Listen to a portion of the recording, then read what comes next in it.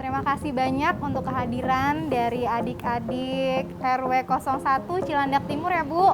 Terima kasih banyak untuk ibu-ibu pendamping. Islam itu rahmatan lil alamin, rahmat buat seluruh makhluk dan alam semesta menurut saya.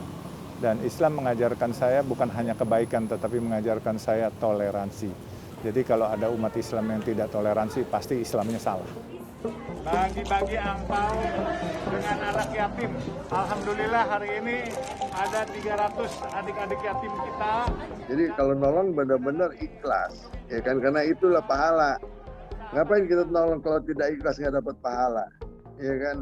Saya rasa itu saran saya, perlu jadi contoh dan supaya kalau tolong berat lain turun ke bawah, melihat, ya kan, kesusahan dari saudara-saudara kita. Kalau kita lagi makan jengkol, mertua liwat kita nggak lihat. Jadi orang Islam mayoritas nggak boleh menzalimi minoritas. Karena Rasulullah pun bilang, barang siapa yang menzalimi minoritas, dia bukan umatku. Kita sebagai muslim harus memegang akidah. Tetapi kita tidak boleh musuhin saudara-saudara kita yang bukan Islam. Karena dia saudara sebangsa dan saudara sekemanusiaan. Jadi bahkan saya dipesankan, kepada saudara-saudara non-muslim itu harus dilindungi.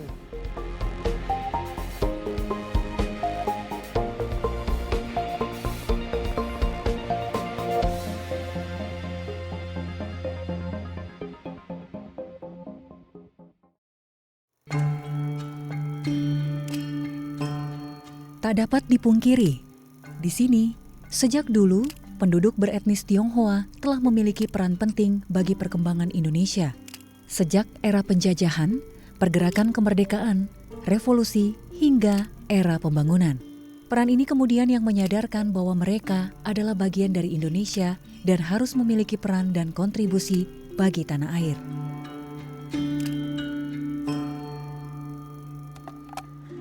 Pada era kini, Muhammad Yusuf Hamka adalah salah satunya. Pria yang lahir dengan nama Joseph Alun ini dikenal sebagai salah satu pengusaha sukses di Indonesia. Dari beberapa pengalaman sederhana yang ia lalui, Yusuf Hamka memutuskan menjadi mualaf di usia 24 tahun. Ini diperkuat pula atas bimbingan ulama sekaligus sastrawan ternama Indonesia, Buya Hamka. Ya, saya memeluk Islam bukan ujuk-ujuk. Umur 17 saya di Hitan. Tapi saya masuk Islamnya umur 24. Nah, di dalam perjalanan 7 tahun setelah di Hitan, itu di Hitan karena teman-teman saya Muslim ngajakin hitanan waktu itu di Samarinda. Nah, saya ikut hitanan. Tapi saya belum berani masuk Islam waktu itu. Sambil belajar, sambil melihat, dan ternyata toleransi di Islam itu luar biasa.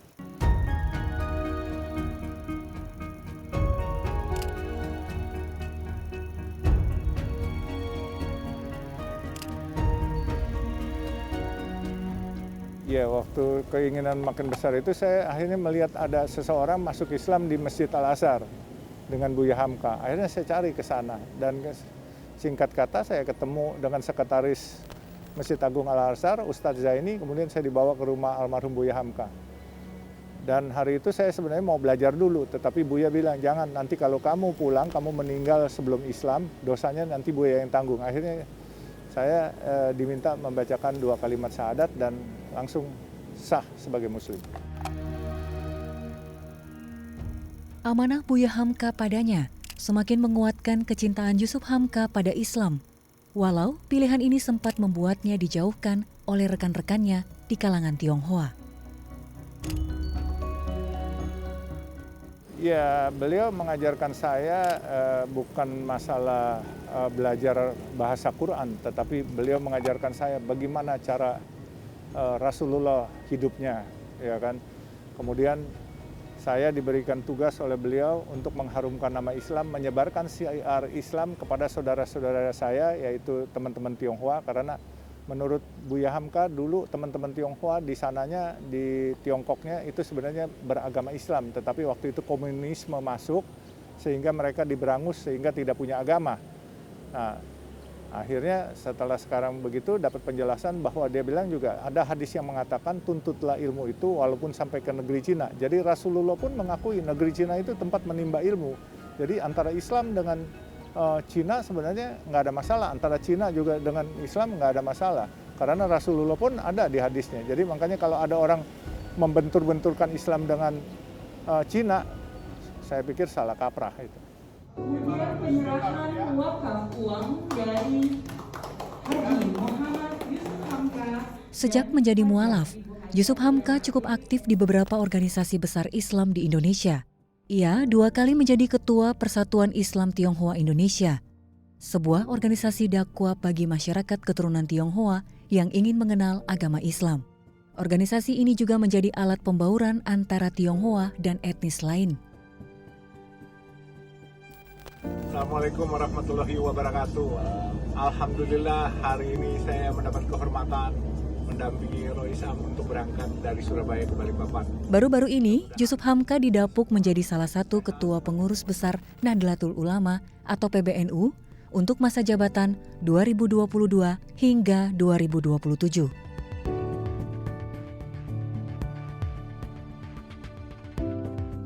Jadi mungkin berapa 30 tahun lebih ya, hampir masih bujangan dia, rasanya belum kawin, belum menikah beliau. Jadi kita ada beberapa kegiatan masalah pembauran dengan Pak Yunus Yahya.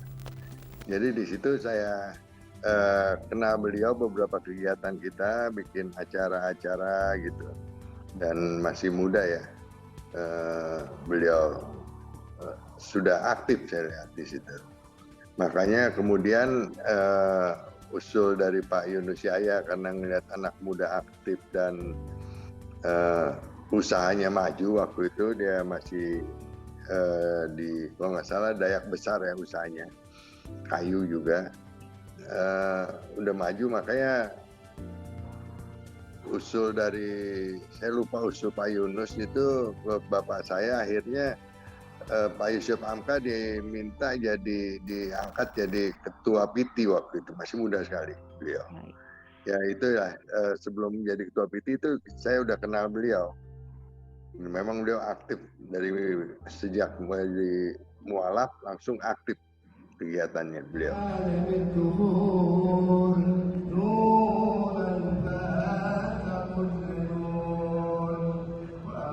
Assalamualaikum warahmatullahi wabarakatuh.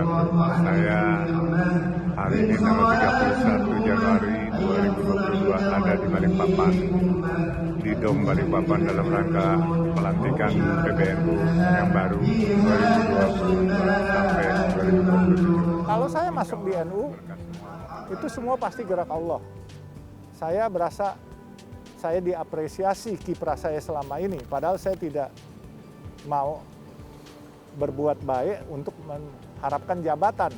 Tetapi kalau jabatan itu sudah datang untuk pengabdian terhadap negeri dan agama, insya Allah saya pasti terima. Nah, itu pun sebenarnya waktu ditunjuk sebagai ketua PBNU saya kaget-kaget juga, tetapi ini merupakan apresiasi yang luar biasa, sehingga saya harus menjalankan amanah yang diberikan dan bertanggung jawab, dan juga menjadi pengurus yang benar-benar baik dan menjaga nama baik marwahnya NU sendiri.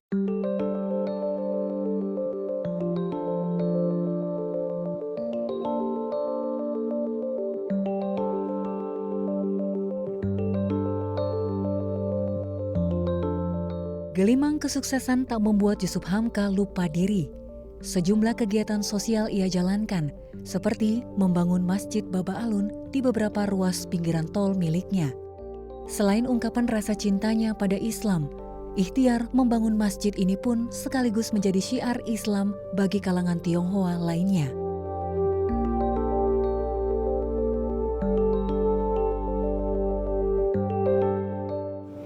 Selama ini kita lihat masjidnya semua banyakkan ala Timur Tengah. Nah, saya kebenaran ada tempat-tempat tol yang saya punya, jalan tol yang saya kelola. Saya kepengen membentuk suatu masjid yang berbeda, sehingga menjadikan bukan hanya tempat ibadah, tetapi menjadikan tempat wisata religi.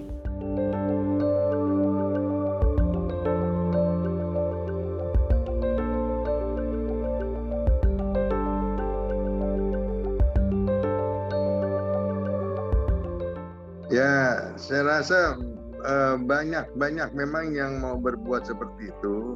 Ya, pokoknya satu contoh lah Pak Yusuf Hamka ya. Tapi yang lain juga ada yang berbuat seperti Yayasan Cheng Ho ya kan di Surabaya.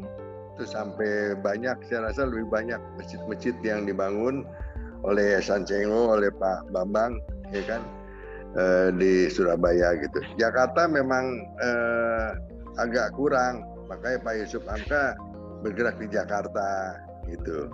Memang ada beberapa tempat lagi, kalau beliau kan di jalan tol, ya kan banyak bangun-bangun di pinggir jalan tol, masjid-masjidnya, kegiatannya juga banyak. Saya lihat juga di dekat Masjid Lawasa juga ada jual nasi juga di situ tuh.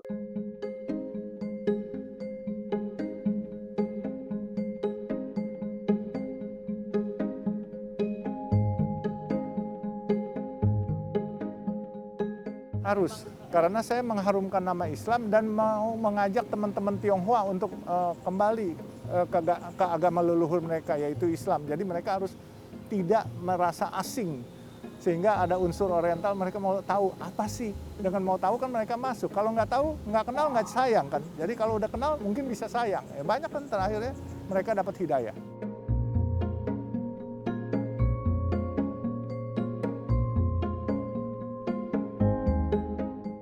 Pak Yusuf Hamka banyak berbuat dan harus dicontoh sama yang lain, tapi kebersamaannya inilah yang paling penting supaya kita saling dukung. Jangan misalnya Pak Yusuf Hamka bikin masjid, mau bikin masjid di jalan tol, bikin masjid dong dekat rumah saya gitu ya kan, dia ada misi masing-masing gitu.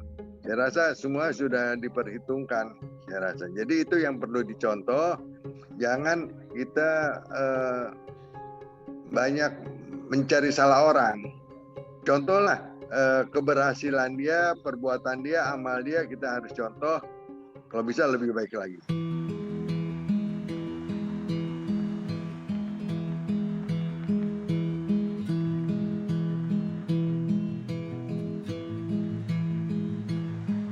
Terima kasih banyak untuk kehadiran dari adik-adik RW 01 Cilandak Timur ya Bu. Terima kasih banyak untuk ibu-ibu pendamping yang hari ini bisa mendampingi anak-anak. Sekali lagi terima kasih untuk kehadiran adik-adik semua. Dan sebelum kita mulai ke acara makan siang bersama, saya mau absen dulu ya. Ini adalah Jumat bahagia. Anak-anak ini dijemput dari rumahnya masing-masing dan dikumpulkan di pelataran Masjid Baba Alun Desari. Program ini rutin dilakukan setiap hari Jumat. Bersedekah untuk membahagiakan anak-anak yatim dan duafa.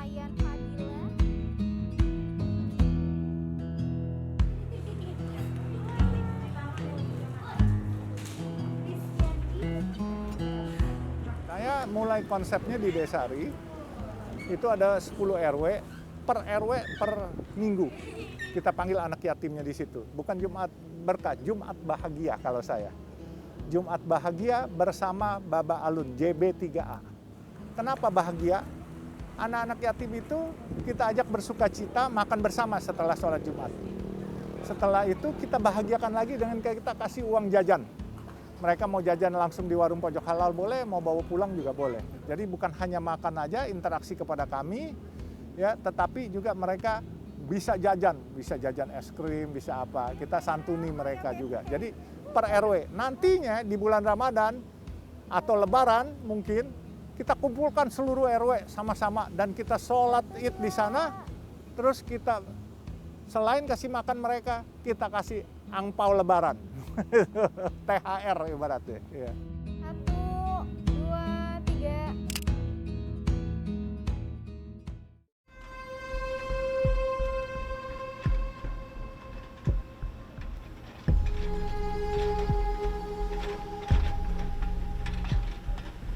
Tingkat kematian akibat COVID-19 mencapai lonjakan tertinggi pada gelombang serangan varian Delta.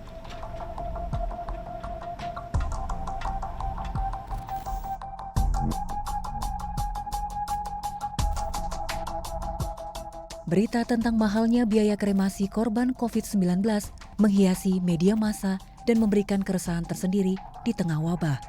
Yusuf Hamka kembali mengambil peran. Ia melawan apa yang kala itu disebut sebagai mafia kremasi demi meringankan penderitaan mereka yang kehilangan orang tercintanya.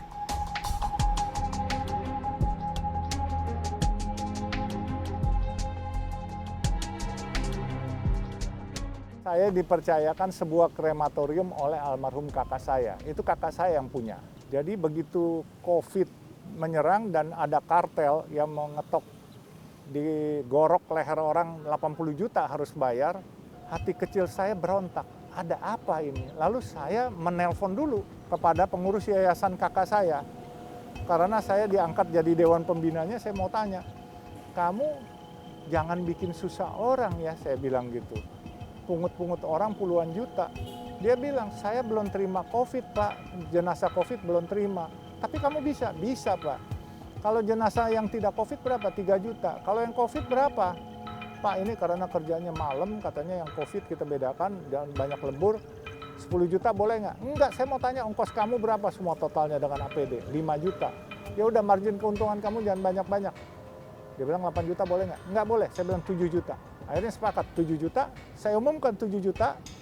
Barang siapa yang masih ngetok atau ngegorok teman-teman kita umat Hindu, umat Katolik, umat Buddha untuk krematorium, datang aja ke krematorium kami. Kami kasih 7 juta. Kalau yang nggak punya uang, kami kasih gratis. Dan kalau masih kremasi-kremasi yang lain masih menggorok saudara-saudara kita punya harga, saya akan kasih gratis.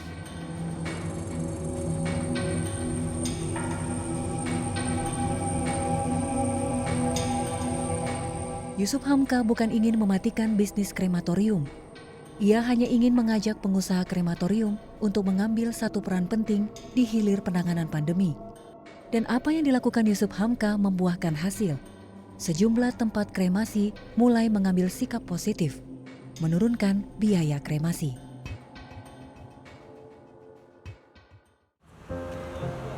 Makasih jengkolnya ya. Itu mah yang di rawa belong. Saya begitu cobain sambal, oh ini Mang Udin ini. Beginilah suasana warung nasi kuning pojok halal milik Yusuf Hamka. Warung ini buka setiap harinya dan menjual nasi kuning seharga Rp3.000. Bersedekah adalah kunci dan tak mengenal kata rugi.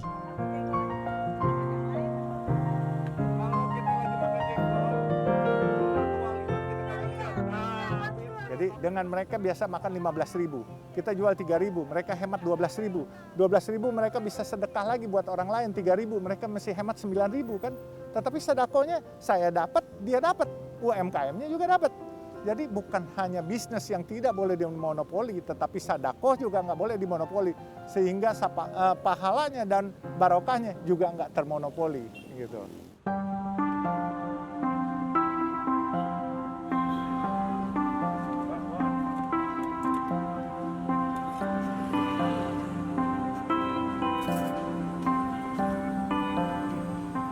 Jadi saya selalu berpedoman, the hungry people will be the angry people. Orang yang kelaparan itu akan jadi orang yang penuh amarah.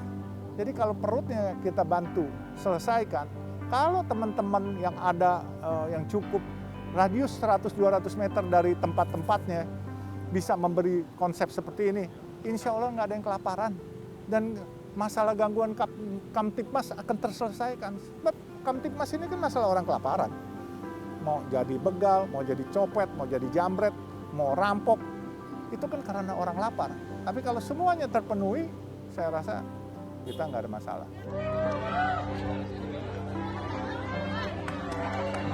Assalamualaikum. Siapa nih bapak-bapak yang pakai baju hijau yang Ya itu yang perlu ditiru karena pengusaha itu kalau dia merayat, ya kan, seperti Pak Yusuf Hamka dia merayat.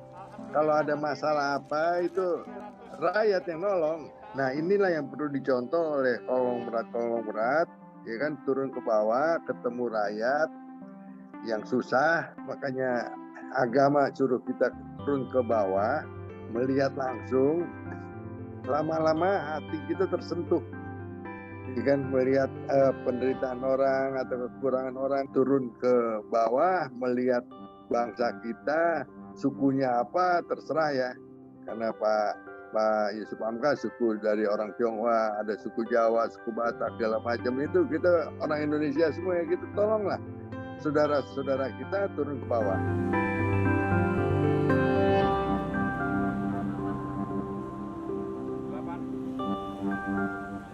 Jadi saya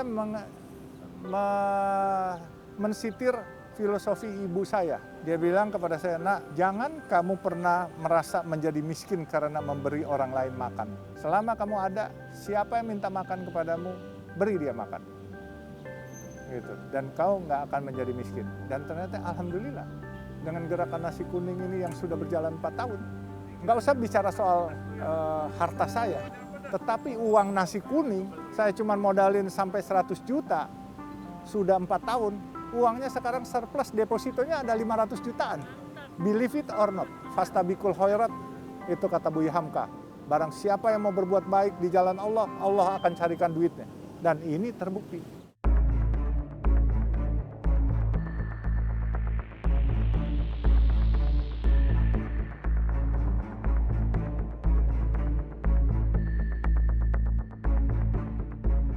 Kisah perjalanan hidup Yusuf Hamka begitu menginspirasi.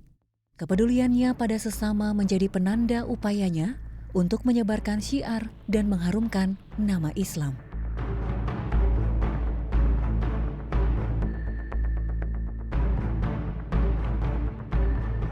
Nah, kita harus melihat semua orang yang berbuat, kita lihat dari sudut positif aja, ya kan? Kalau kita tidak bisa berbuat, kita doakan aja mudah-mudahan amal ibadahnya lebih panjang lagi Pak Yusuf Hamka, lebih banyak berbuat, ya kan? Jadi kita harus melihat dari sudut positif saja.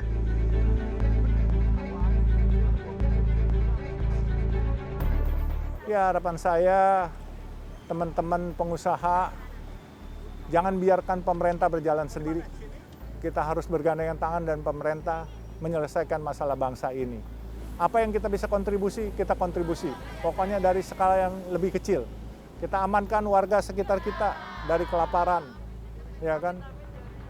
Tingkatkan kesejahteraan mereka, ya kan? Jadi itu jauh lebih baik. Kita harus maju bergandengan tangan dengan negeri, dan kita harus melakukan moto NKRI harga mati, persatuan harga pasti, pengabdian terhadap negeri sampai mati. Indonesia, my lovely country.